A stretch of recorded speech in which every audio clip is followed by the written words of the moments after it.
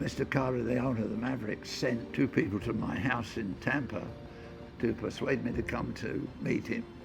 And I accepted, and it was probably one of the best decisions I made, because Mr. Carter became a lifelong friend, a great man.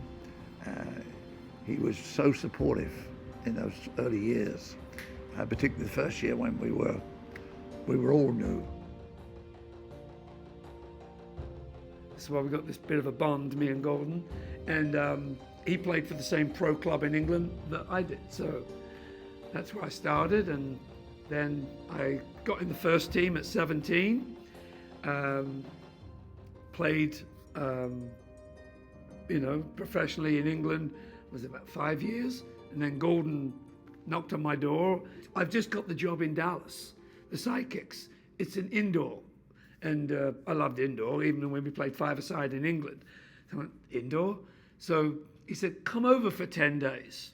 So I come over to Dallas for 10 days, and here I am, all these years later. I never went back. So first goal was pretty memorable. I remember somebody played a ball off the wall, comes up to me, the goalkeeper comes in and slide underneath. I think I took a touch, flick it, and went underneath him. I end up on the line and tap it into the goal. Tattoo, everybody look at me like, oh my God, what is that? And I just, whatever. So just kept asking me back, coming back until they sat me down with Diego and said, yeah, we'll let you play this year. And then by the time then I knew what was kind of the scoop. I did my little research and all that, and I was like, oh, wow, okay. Well, my story is kind of unique because '84, when I moved here, I tried out for the Sidekicks. I knew they were coming. I didn't know the players. I didn't know the coach. But I tried out in '84, and then I tried out and didn't make it, and tried out in '85 and didn't make it.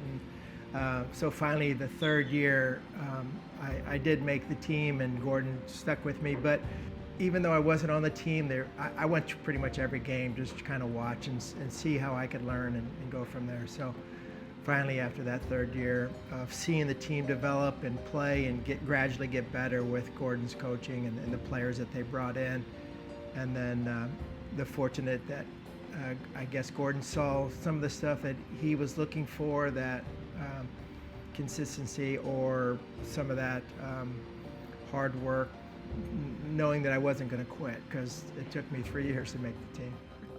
There was a fantastic spirit and atmosphere about the Sidekicks in town at the time, where there was a lot of billboards promoting the Sidekicks, obviously playing downtown. Was just a big thing in town at that time, and so obviously there was a great desire to get involved and to play and become part of that tradition, and just a fabulous spirit around it at the time. It's 1987 MISL champions.